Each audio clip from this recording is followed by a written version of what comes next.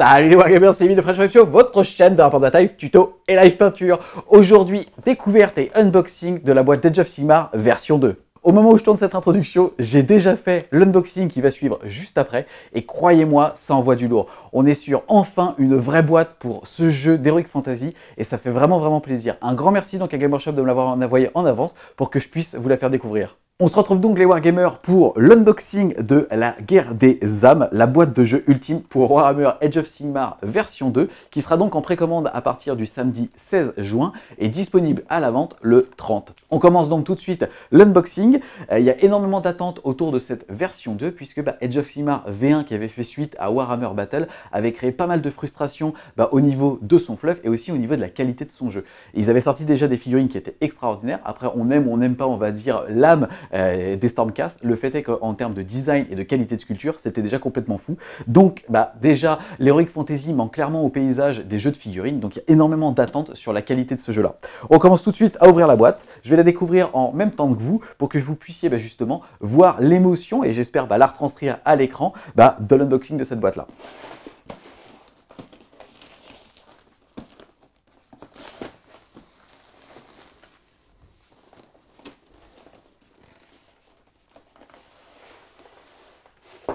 Donc on est exactement sur le même format que la boîte Sombre Imperium, avec une boîte tiroir et à l'intérieur de celle-ci une deuxième boîte. Et là pour le coup ça c'est quand même super cool, exactement pour Warhammer 40 000 version 8, on a un énorme bouquin qui reprend théoriquement l'ensemble du fluff, les règles et pas mal de petits scénarios. Donc on fera une vidéo spécifique sur le fluff d'Age of Sigmar, ainsi que la découverte soit du jeu narratif, soit peut-être éventuellement d'un match play si jamais il y en a un dedans. Ensuite, avant de rentrer dans le détail de l'ensemble des ouvrages, on va regarder ce qu'il y a entièrement dans la boîte. Juste en dessous. Déjà, la première impression quand on ouvre la boîte, c'est pas mal d'émotions. Déjà, ça sent fort le neuf, ça, au niveau du plastique, au niveau du carton.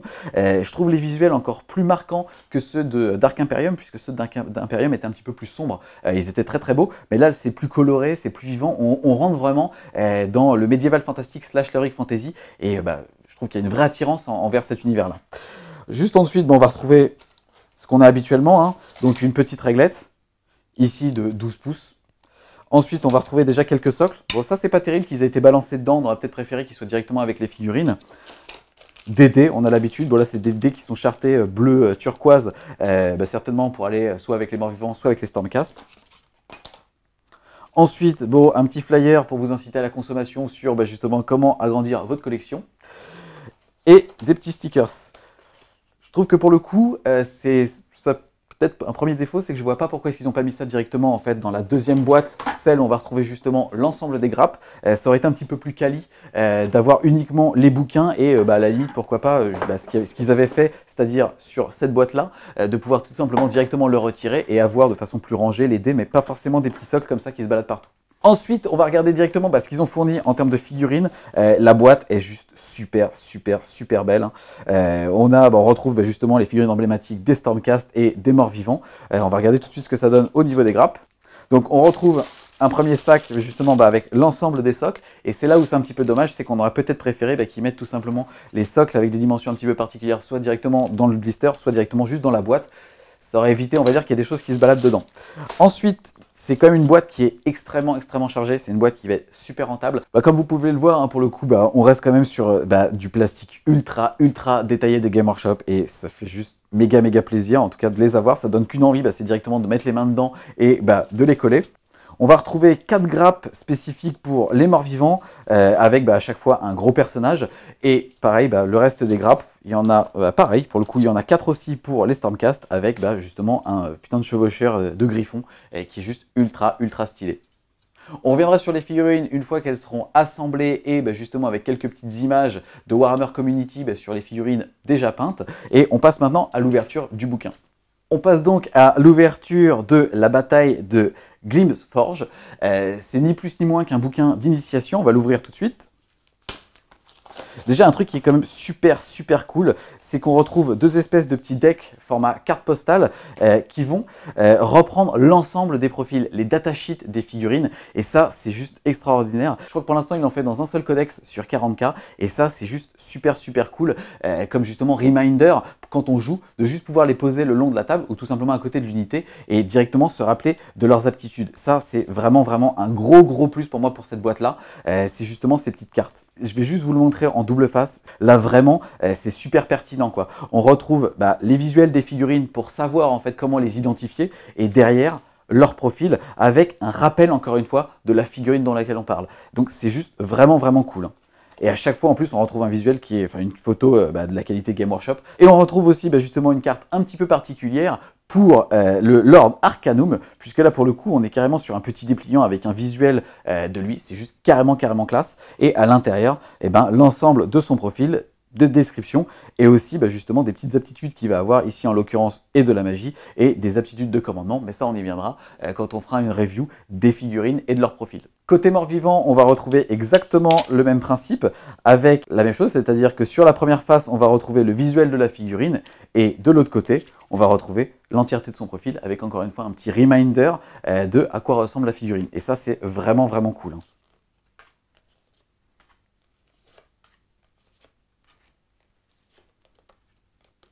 Encore un gros plus au niveau justement de ces cartes-là, c'est qu'on va retrouver vraiment toutes les informations qui nous intéressent, à savoir son profil, une description au niveau des règles, mais aussi une petite introduction du fluff. Si on prend par exemple le Knight of Shroud, par les nuits les plus lugubres, les Knight of Shroud chevauchent à la tête d'une foule de morts-vivants. Leur voix désincarnée résonne par-dessus les gémissements des défunts, comme ils volent la vie de leurs ennemis.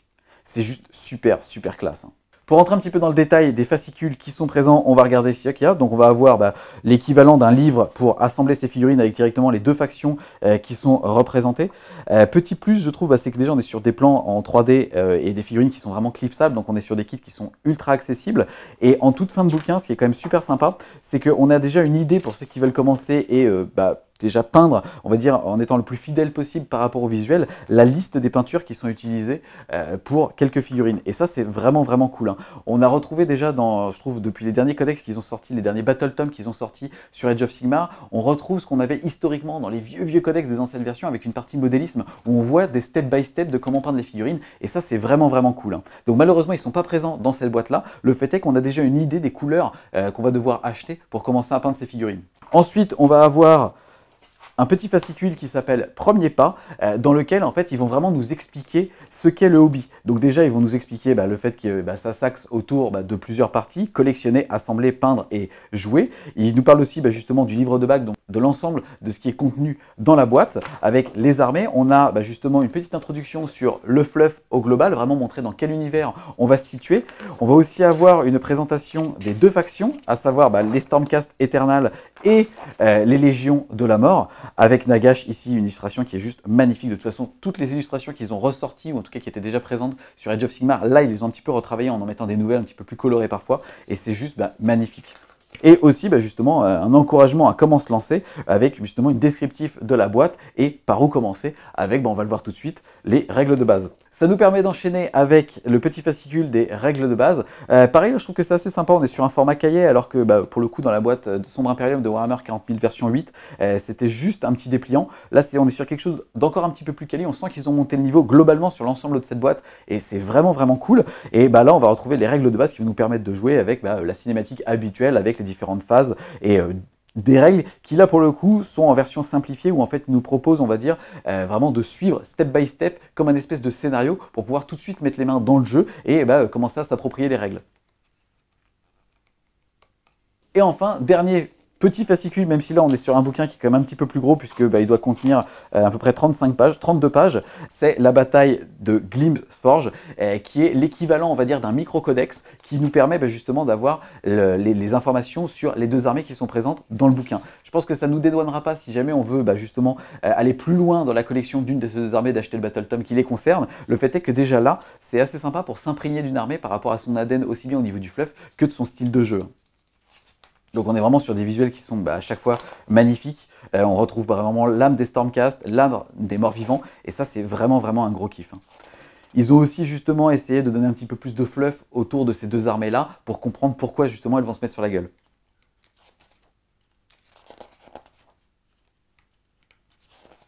Ensuite on retrouve, comme je disais juste avant, on va dire l'équivalent des descriptions de chacune des unités au niveau de leur fluff, comme dans un codex ou dans un battle tome. Ici, on va commencer par les Stormcast. Comme vous pouvez le voir, hein, c'est quand même super quali pour un contenu de boîte de base. Il y a vraiment largement de quoi s'identifier à une armée pour la commencer ou tout simplement se motiver à se craquer sur la peinture. Puisque vraiment, ils ont vraiment choisi des figurines qui ont un charisme assez fort au sein des deux factions et ça, c'est vraiment cool.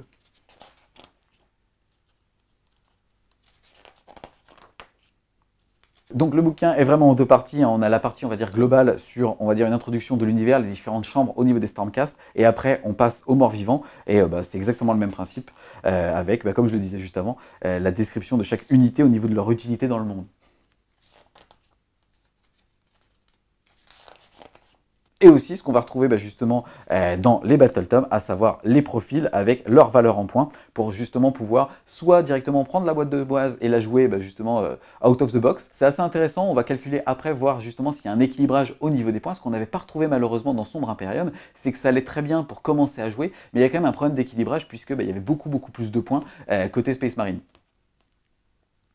Et enfin, dernière grosse partie de cet unboxing et de cette boîte de base, c'est le livre de base, le livre de règles complet, vraiment sur l'ensemble de l'univers et aussi bien du modélisme, des règles, des différentes factions, enfin vraiment tout ce qui concerne Age of Sigmar V2 est là, avec la petite sous-phrase, le guide incontournable du meilleur jeu de figurines fantastique. Et ça c'est vraiment cool, parce que comme je disais au début de la vidéo, ça fait vraiment plaisir que Game Workshop s'investisse enfin, ou en tout cas avec beaucoup d'attentes, sur Age of Sigmar version 2, sur de l'Heroic Fantasy, puisque ça manque vraiment au paysage du Wargame.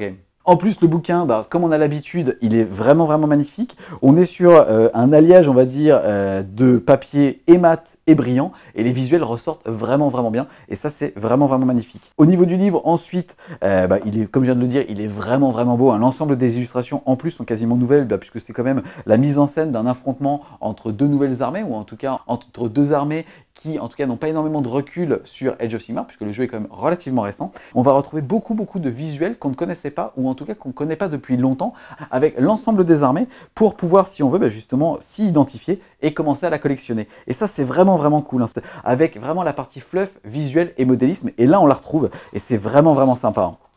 Puisque on va avoir l'ensemble des deux dieux chaotiques, on va avoir justement l'ensemble des factions, ils expliquent aussi les différents ordres, la description, la mort, et ainsi de suite, et ça, c'est vraiment cool.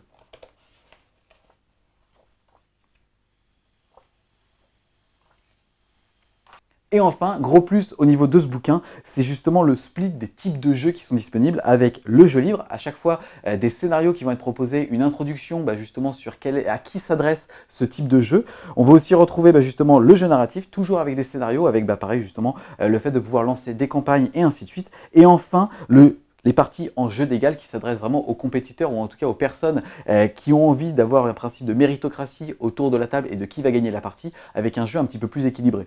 Et méga grosse surprise qui fait ultra plaisir, c'est la partie triomphe et trahison qui permet en fait de jouer avec un nombre impair autour de la table. Puisque là ici en l'occurrence, il présente les règles comme étant disponibles pour 3 joueurs et ça c'est vraiment super cool. C'est un espèce de FFA, donc un free for all sur la table et il n'y a pas mieux pour se marrer avec justement 2 autres potes. On a donc fait le tour sur cet unboxing et cette découverte de Age of Sigmar version 2, la guerre des âmes.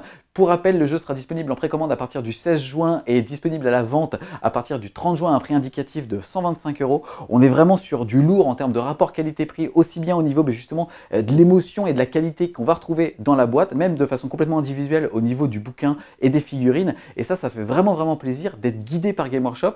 Et en termes d'immersion, on va très loin dans l'univers. Il y a un vrai coup de cœur de FWS pour cette version d'Age of Sigmar. On va clairement lui laisser sa chance et vous accompagner justement avec pas mal de petits épisodes découverte autour de ce jeu, de l'univers, aussi bien au niveau du fluff que des règles, aussi au niveau du metagame avec justement le panel des armées qui sont disponibles et leurs ADN pour que vous puissiez au mieux vous projeter dedans. J'espère clairement que la vidéo vous a plu. Si c'est le cas, n'hésitez pas à mettre un énorme pouce dessus, à la partager et à vous abonner à la chaîne. Et je vous dis à plus les Wargamers.